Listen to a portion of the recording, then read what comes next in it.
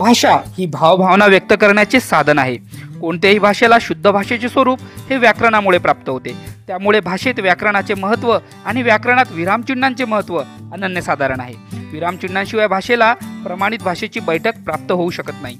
इयत्ता 8वी या वर्गात काही महत्त्वाचे विरामचिन्ह शिकवले, ज्यात 1 पूर्णविराम जे की वाक्य पूर्ण झाल्यावर दिले जाते, 2 अर्धविराम जे की 2 अपूर्ण वाक्य जोडण्याकरिता दिले जाते, 3 प्रश्नार्थक चिन्ह जे प्रश्न विचारताना दिले जाते, 4 स्वल्पविराम जे की एकाच जातीचे वेगवेगळे शब्द लिहिताना दिले जाते, 5 उद्गारवाचक चिन्ह जे तोंडातील उद्गार काढताना दिले जाते, 6 अवतरण चिन्ह यातील एकेरी अवतरण चिन्ह हे एखादा महत्त्वपूर्ण शब्द अथवा एखादा महत्त्वपूर्ण वाक्य अधोरेखित करताना वापरले जाऊ शकते, आणि दुहेरी अवतरण चिन्ह जे इतरांचे वाक्य जसेच्या तसे लिहिताना दिले जाऊ शकते।